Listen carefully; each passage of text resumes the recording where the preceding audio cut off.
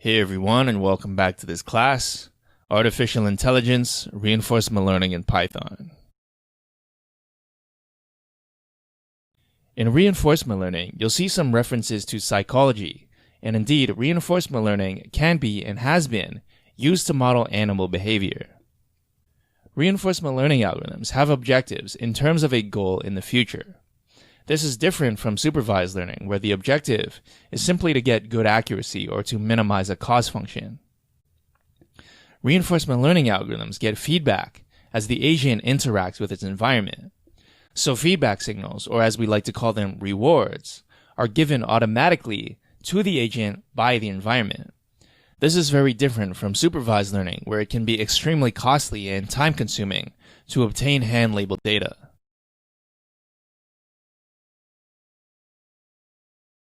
You might think of labels or targets as being something similar to rewards, because when you get a prediction right, that's a positive reward, and when you get a prediction wrong, that's like a negative reward. But these rewards are not the same as in reinforcement learning, because they don't come from the environment. In fact, there is no concept of an environment in supervised learning. Your inputs and targets are just database tables. In supervised learning, the model instantly knows whether it is right or wrong, because both the inputs and the targets are provided simultaneously for training. In contrast, reinforcement learning is dynamic. If your agent is doing something like solving a maze, it only knows whether it made the right decisions at the end, when it's finally solved the maze. In other words, there is a time component.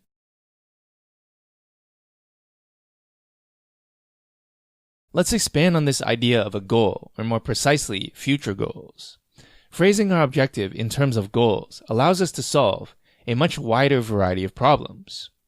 The goal of AlphaGo is to win Go. The goal of a video game AI is to either get as far as possible in the game without dying or achieve a high score. What's interesting is when you consider animals and specifically humans. Evolutionary psychologists have said that our genes are selfish and all they want to do is make more of themselves. The premise is that we, as humans, as conscious living beings, behave in the way we do because of a deeper underlying desire, which we are absolutely unaware of. That desire is our genes' desire to procreate. Now, it's not as if you can talk to your genes or ask them how they feel. Genes are not entities you would normally consider to have any feelings, in the usual sense. And yet, it's been theorized that everything we do is only for the benefit of our genes. You are simply a vessel for your genes' proliferation. You are just a tool that your genes use for their own benefit. Some even theorize that consciousness is just an illusion. The point of this is that there is a disconnect between what you do in life and why you think you do those things, compared to the underlying biology and the quote-unquote true goal.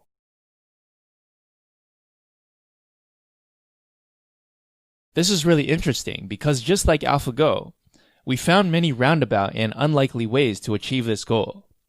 Experts commented that AlphaGo used some surprising and unusual techniques. The action that is taken doesn't necessarily have to have an obvious or explicit relationship to the goal at hand. For example, you might have a desire to be rich and make lots of money, but have you ever considered why you feel that way? Perhaps those with the specific set of genes that are related to the desire to be rich ended up being more prominent in our gene pool due to natural selection. Perhaps having lots of money led to better healthcare and social status, which then helped to maximize the central goal, which was to replicate your genes. Although a number in your bank account has no direct relationship in terms of physical laws with how long you are going to live or how healthy you are, it's a novel solution to the problem. In the same way, AI might also end up finding strange or unusual methods of solving a problem or obtaining a goal.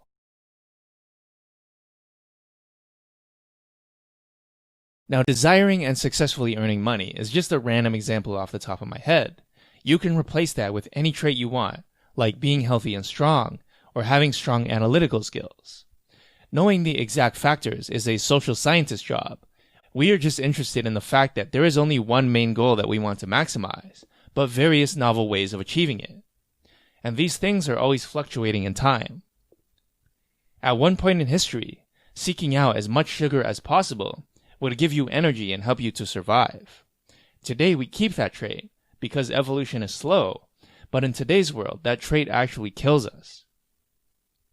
In other words, another important lesson is, just because your reinforcement learning algorithm finds a strategy that appears to work right now, doesn't mean that it's globally optimal. And the desire for sugar is a great example of that. Another difference to consider between animals and AI is the speed of learning and adaptation. Our genes' method of maximizing their reward is through mutation and natural selection, which is slow, but an AI's method of maximizing its reward is reinforcement learning, which is fast. So that's one huge advantage AI has over us humans. It might take us thousands of years to evolve some desirable trait, but AI can train using simulations. It can obtain hundreds or thousands of years of experience in the blink of an eye using computers.